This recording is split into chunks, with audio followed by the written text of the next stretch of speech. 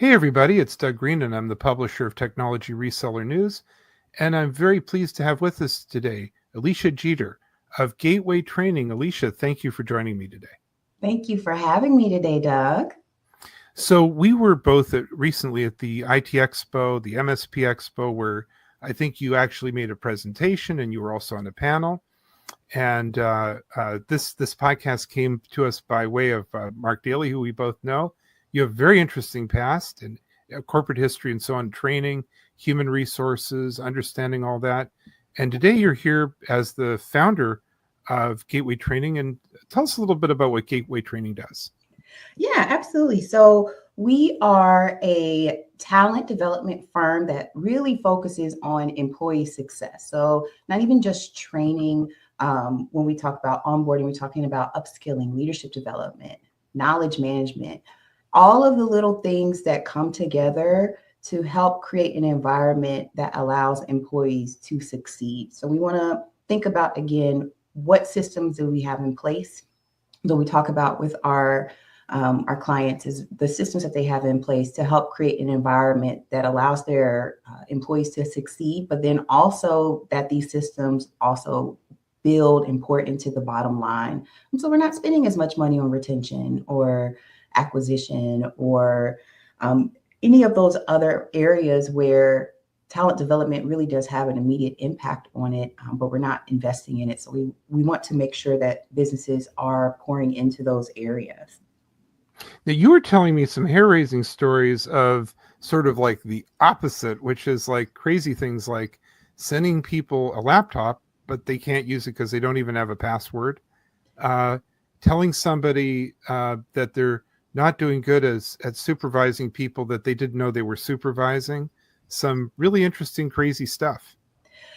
I could talk all day about all of the interesting ways that I've seen the ball get dropped when it comes to employee success. Those are two great examples.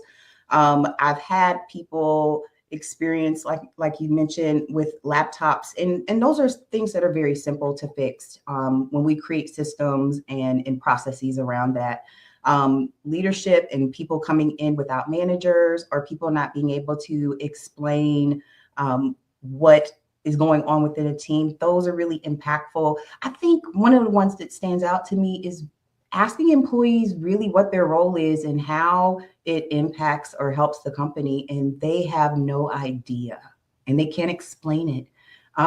That's part of employee success, is making sure that we have things in place to make sure that people understand what they're doing, what their expectations are, and that they are contributing not only to the success of the company, but also to the culture of the company. But they can't contribute to any area that they don't know or understand. So it's interesting that because thought I'd start there because it sounds like training starts with very simple things like, can you get into your computer? Do you know who your boss is? Mm-hmm. Has anyone told you what your job is? So that actually is training, it turns out. It is. It really is. I have put out like a framework or a structure that maps, not to be too scientific, but Maslow's hierarchy of needs to really how we engage employees. So you can do it with new hires, you can do it with tenured employees, you can do it with leadership. But really, we want to make sure that we are meeting employee and leader basic needs. So we're talking about badges, computers, login credentials. Who's your manager? Where do you work? Which office? Do you understand the benefits? Making sure that they have the basics. If you don't have the basics, you can't elevate to job proficiency and other areas of building belonging or anything like that, because you as an employee and as a human being are really still trying to meet the basic needs of what you need. So I really encourage employees and companies to go through and look at their systems and their programs to make sure that it is progressively going through all the areas. So again, psychological, when we think psychological scientifically, we're going to think from a business standpoint, again, computers, badges, the basic things that people need. When you think safety, we're talking about people understanding their responsibilities. understanding compliance, having development plans, having training and job aids. And then once those are met, you can get into love and belonging, which from a workplace perspective, that's team meetings, that's team bonding and culture, committees and job shadowing, and making sure that your employees are now starting to integrate into the culture of the company. And as they begin to integrate, you can address esteem from a job proficiency area or in recognition and inclusion. And lastly, self-actualization, which the employee takes the lead by expanding their competencies. And you're looking at how succession plans of how they want to progress in the company because they want to stay at the company because you've provided them such a good experience and you've taken into account how they are working when you've structured your programs. Okay, so I gotta say it. I bet you get pushback like, "Look, I'm an entrepreneur. I run a small company. I don't have the money for all this." Every day, every single day, Doug. But my pushback to that is if you have money, if you don't have money for training and you're not putting the time into those systems, where are you coming up with the money to have acquisition? As I'm sure probably either your turnover is really high. It can be indicated through your customer satisfaction. You'll see things of people not being able to complete certain items in a timely fashion, or maybe their customer service skills are poor. You'll notice things when you have exit surveys from employees. Well, they'll make mention of either this place is too cliquish, or no one ever talked to me, or those things are leadership areas in training. So all of those, when you don't invest in one end, what ends up happening is you pay for it on the bottom line in other areas. And usually those areas are in staffing, acquisition, and recruitment. Those can come in with softwares and things that you need to update. They can even come down to your knowledge management. That's part of the training. People come in, and if you don't take care of what you need to, as far as making sure how you handle your files and the knowledge within your company, you're going to pay for it. It just may not be in the way that you think. And eventually all this knocks on the door of the customer, right? I mean, this eventually blows up with the customer not having a great experience. Exactly. That's really where business owners care, is the customer experience. It will eventually all trickle down to the customer experience. If you're having a retention problem, it filters to the customer experience because either A, the people that are engaging with the customers are now overworked because there are not enough people because there's turnover and they're stressed. Or B, the people that are there are not well trained, so they don't know how to handle customer inquiries and customer problems. And again, as a customer to many other areas, I don't want to deal with, it's not my job to deal with the business's inability to train. It's the business's job to train their people to handle me as the customer well. And that's what I really push is it's up to the business. The onus is on the business to put the time and the money into training, regardless of which area of training they may want to look at. So Alecia, in especially at the conference we were both at for the MSPs, service providers at IT Expo and so on, a lot of people struggle with their associates at their company not knowing what they're selling. So, the specific task out there is I've got to go out and, sell basically telecommunications products and services, technology products and services. And if I'm the salesperson, sometimes the quiet secret is I really don't understand what I'm selling. Yep. So consequently, I only sell what I understand. And a lot of stuff doesn't even get sold because I don't get it. Exactly. From an enablement perspective, that should be one of the almost immediate things that is presented, particularly to salespeople and also to customer success and customer reps. Like, they should understand what is going on with the business. What are the services and products? How is it positioned? Because questions are often asked, and I don't know, I don't understand. Doesn't really work well. But what I want people or businesses to think about is the strategy behind that. Like, why is this not included when you orient new employees, or when you are changing it, you're training your people? Is it because you don't have the information, you don't really have it clear? What I like to do for any client, particularly ones with smaller budgets, is I usually like to propose a needs analysis. It's not an obligation of trying to have either a fractional or full-time learning or talent management person on. What it is an opportunity to bring an external person into the company and dig into the learning systems, the knowledge management, the exit polls, the engagement surveys, all of those different areas, and create a report and a roadmap that puts it right in front of you. So it's no longer just, Bob, the VP of service, telling you, the people don't know and you can ignore him. Now you've paid someone to come in to do the needs analysis, and they've given you a report and they've put it on a giant PowerPoint slide to let you know that this area, these people don't know, and you have to fix it. And if you choose to ignore it, that's a business decision. We're adults. You can make a decision. It's not advisable, but you can work with knowledge. You can no longer work by being blind to it. I think it's important that people make decisions based off of the full awareness of what's going on in the business.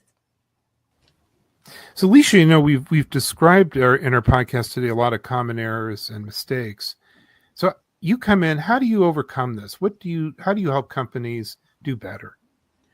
So, for my company and my clients, what I like to do is engage them and meet them where they are. For some of them, they don't really have a need for someone to come in and take on a talent development role.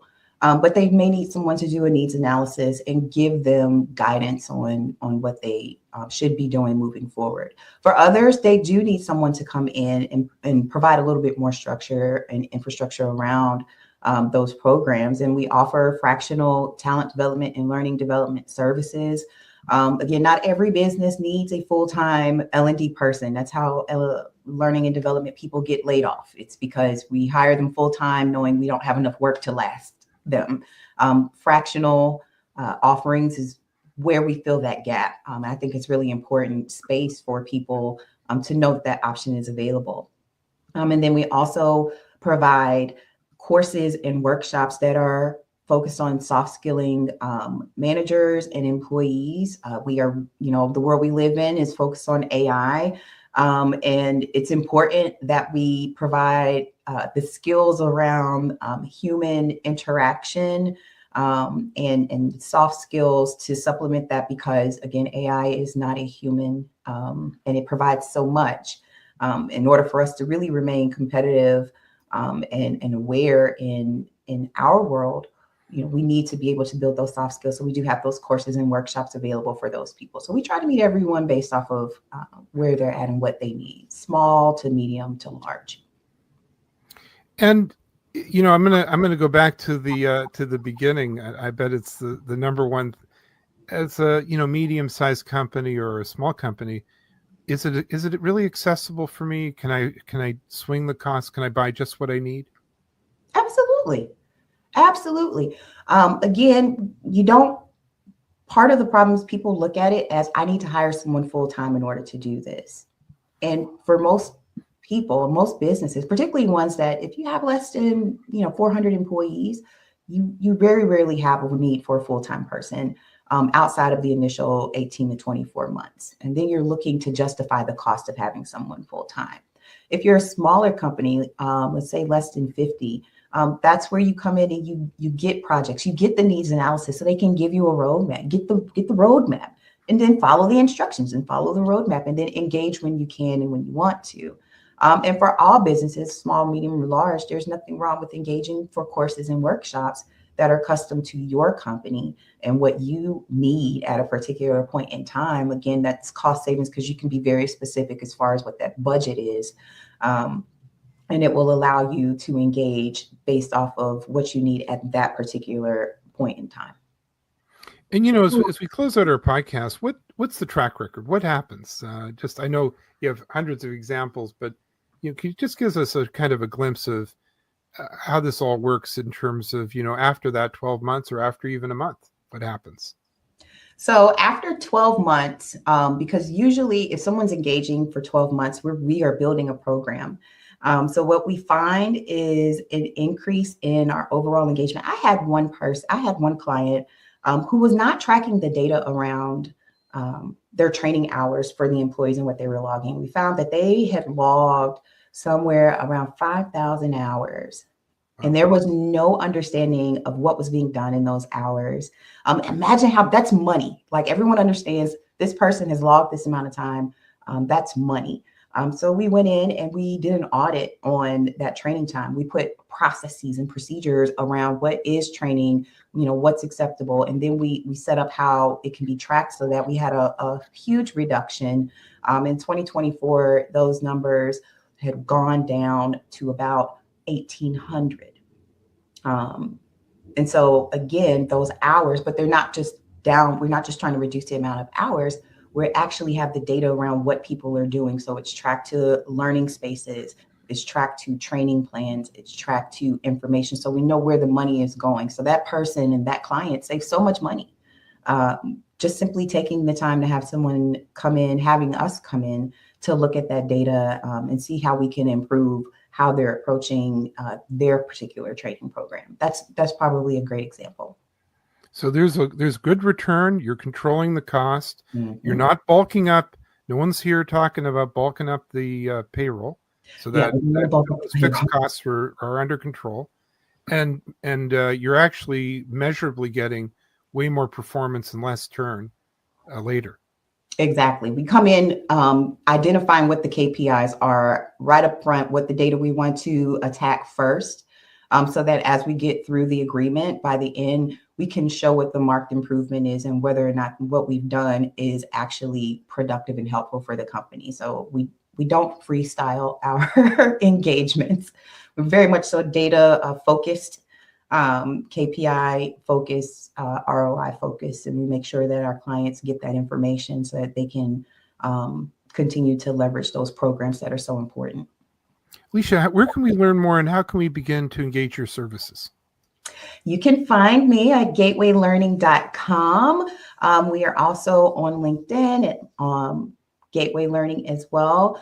You can send me an email, aleciag@gaitwaylearning. I'm always happy to meet and do a free 30-minute call to discuss whatever y'all may have going on. But I'm pretty easy to find via the website or LinkedIn. Feel free to join our newsletter and keep up with everything that we have going on. Alecia, it was great talking to you today. I know this isn't our last conversation about training and learning, but for now, thank you very much indeed. Thank you so much, Doug. It was a pleasure.